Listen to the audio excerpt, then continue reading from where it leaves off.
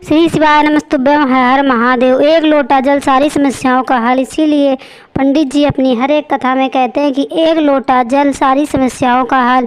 इसीलिए सभी लोगों को एक लोटा जल अवश्य चढ़ाना चाहिए। दोस्तों, आप लोग कैसे हैं ये कमेंट में अवश्य बताएं। और प्रत्येक दिन बाबा के मंदिर में एक लोटा जल सभी लोगों को अवश्य चढ़ाना चाहिए। आप सावन के मास में एक लोटा नहीं, आपको 2 लोटे जल बाबा पर समर्पित करने चाहिए, तो आपकी सारी मनोकामना बहुत ही जल्दी पूर्ण हो जाएंगी। सावन माह में अगर आप ये 18 चीज़ चढ़ाते हैं तो बहुत ही जल्दी बाबा सारी आपकी मनोकामना पूर्ण कर देते हैं।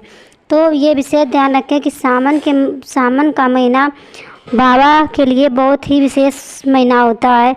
इसीलिए भोले बाबा की पूजा अर्चना करने के लिए अगर आप सावन के महीने में पूजा अर्चना या अभिषेक करते हैं तो इसका फल बहुत ही ज़्यादा मिलता है। तो आपको ये विशेष ध्यान रखना है कि सावन के माह में बाबा को एक लोटा नहीं 2 लोटे जल बाबा पर समर्पित करने हैं। और अपने दोनों हाथ में अगर 2 लोटे नहीं ले जा पा रहे हैं तो लोटे के ऊपर एक लोटा रख कर के मंदिर में आप अवश्य ले जाएं। बाबा के मंदिर में जा कर के और बाबा के शिवलिंग पर अगर आप एक बेलपत्री सावन के महीने में चढ़ा देते हैं तो इसका फल बहुत ही ज़्यादा मिलता है और पुण्य की प्राप्ति होती है। इसीलिए आपको ये विशेष ध्यान रखना है कि ये 18 चीज़ें अगर आप बाबा पर समर्पित कर देते हैं तो आपकी सारी मनोकामना पूर्ण हो जाती हैं। तो दही से अभिषेक करने से सौंदर्य की प्राप्ति होती है। इसीलिए सावन के महीने में आपको दही से बाबा का अभिषेक अवश्य करना चाहिए। घी से अभिषेक करने से या बाबा के ऊपर समर्पित करने से शक्ति बढ़ती है। तो आपको बाबा के ऊपर घी अवश्य चढ़ाना चाहिए। गंगा जल से आपका मन बहुत ही शांत रहता है। इसीलिए बाबा के ऊपर सावन के महीने में गंगा जल अवश्य समर्पित करें। गेहूँ, अगर आप बाबा पर एक दाना गेहूँ ही चढ़ा देते हैं तो सावन के महीने में सुंदर पुत्र की प्राप्ति होती है। इसीलिए आपको गेहूँ अवश्य चढ़ाने चाहिए। ये सावन बहुत ही दिनों में ऐसा सावन आया है जो आपकी सारी मनोकामना पूर्ण कर देगा।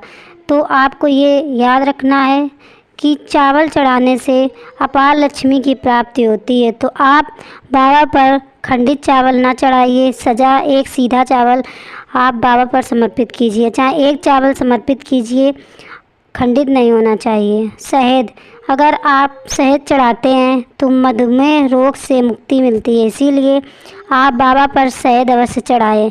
काले तिल, अगर आप बाबा पर सावन के महीने में काले तिल चढ़ाते हैं तो शत्रु नाश होती है। इसीलिए आपको काले तिल सावन के महीने में अवश्य चढ़ाना चाहिए।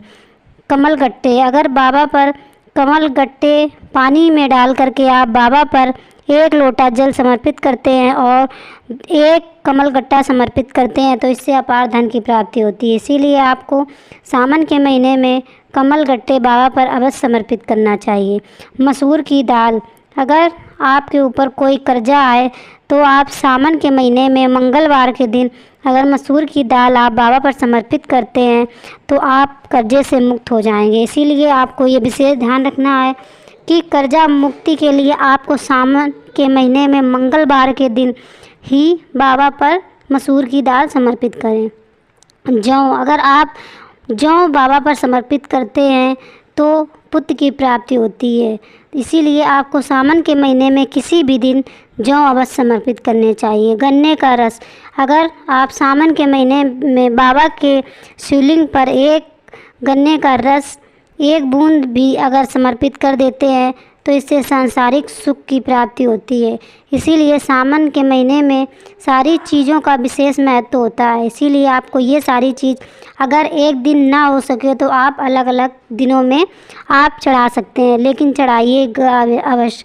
पीला कनेर, अगर बाबा पर आप पीला कनेर समर्पित करते हैं तो लक्ष्मी की प्राप्ति होती है। इसीलिए आपको मिल सके तो प्रतिदिन एक पीला कनेर बाबा पर अवश्य समर्पित कीजिए।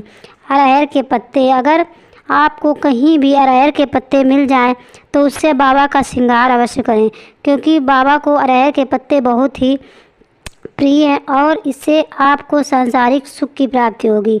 इसीलिए आपको अरहर के पत्ते अवश्य चढ़ाना चाहिए। समी पत्र, अगर बाबा पर आप समी पत्र चढ़ाते हैं सावन के महीने में और तो आप इससे आपको अपार धन की प्राप्ति होती है। इसीलिए आपको समी पत्र सावन के महीने में अवश्य चढ़ाना चाहिए। धतूरे का फूल, अगर कोई बड़ी बीमारी है तो आपको धतूरे का फूल बाबा पर अवश्य चढ़ाना चाहिए। धतूरे का फल, बाबा की हमेशा आपके ऊपर कृपा बनी रहेगी, इसीलिए आपको धतूरे का एक फल बाबा पर अवश्य चढ़ाना चाहिए। अगर आप सावन में माँ पार्वती पर श्रृंगार का सामान चढ़ाते हैं तो पति की लंबी उम्र होती है। और ये विशेष ध्यान रखें, अगर आप पीपल के पेड़ में हरी चूड़ियाँ चढ़ाते हैं तो इससे भी आपकी पति की लंबी आयु होगी। तो इसीलिए सावन के महीने में 14 चूड़ियाँ आप पीपल के वृक्ष में अवश्य चढ़ाएं। दोस्तों, वीडियो अच्छा लगे तो कमेंट में श्री शिवाय या ओम नमः शिवाय अवश्य लिखना। श्री शिवाय नमस्तुभ्यम, हर हर महादेव। दोस्तों, सावन के महीने में प्रत्येक दिन मंदिर अवश्य सभी लोगों को